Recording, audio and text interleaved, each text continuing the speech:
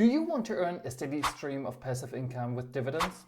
In this video, I'm not only going to show you how you can get started, but also show you what's important to watch out and share with you the pros and cons. Today we're going to talk about how to invest like a pro and make your money work for you. We'll be discussing what you need to know to make the most of your investments with high dividend ETFs and compare them to growth investing to fully understand the pros and cons.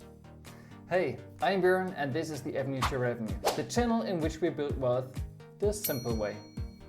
First, let's talk about high dividend ETFs. These are like a cash cow of the investment world. They invest in companies that pay out high dividends to shareholders. Imagine getting a steady stream of income just from the dividends paid out by the companies in the fund. It's like getting paid for watching your money grow. One of the pros of high dividend ETFs is that they provide a steady stream of income. This is perfect for those of you who want to become financially free, thinking about retirement, or looking for ways to generate additional income. Another pro of high dividend ETFs is that they can be a great way to diversify your portfolio.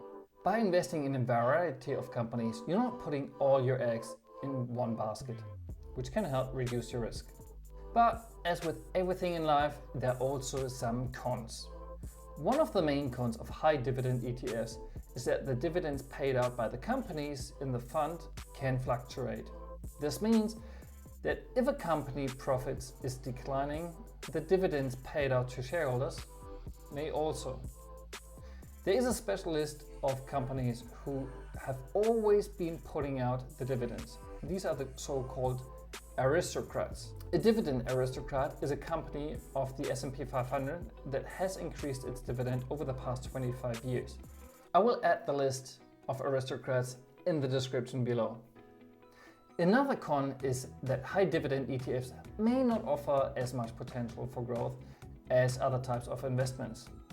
This is because the companies in the fund are focused on paying out dividends rather than reinvesting profits back into the company to fuel growth. These are the well-established dinosaurs of public traded companies. So what about growth investing then? How does value investing or dividend investing compare to that?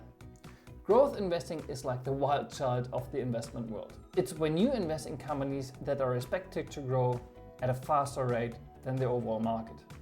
The idea behind growth investing is that you can earn a higher return on your investments by investing in companies that are expected to grow at a faster rate. A current example is Tesla, Teladoc, or Invitae. One of the pros of growth investing is that it can offer higher potential of returns. If a company is growing rapidly, its stock price may also rise rapidly, which can result in a higher return overall on your investment. Another pro of growth investing is that it can be a great way to diversify your portfolio. By investing in a variety of fast-growing companies, you're not putting all your eggs in one basket, which can help reduce your risk. But as always, also here there are some cons. One of the main cons of growth investing is that it can be riskier than the types of investment. This is because fast-growing companies may not be as established and may have more uncertainty around their future prospects. Another con is that growth investing can be more volatile. The stock prices of fast-growing companies can fluctuate rapidly, which can result in higher returns, but also higher risk. So let's have a closer look of a few high dividend yield ETFs. Here are just a few examples. We've got the Vanguard High Dividend Yield ETF. So this ETF tracks the FTSE High Dividend Yield Index, which includes companies that pay higher dividends than the average company in the S&P 500. We've got the iShares Select Dividend ETF. This ETF tracks the Dow Jones US Selected Dividend Index, which include companies that have a history of consistently paying dividends, similar to the aristocrats. And of course, we've got the Vanguard Dividend Appreciation. This ETF tracks the Nasdaq US Dividend Achievers Select Index, which includes companies that have a history of growing their dividends over time. Another example is the iShares Core High Dividend ETF.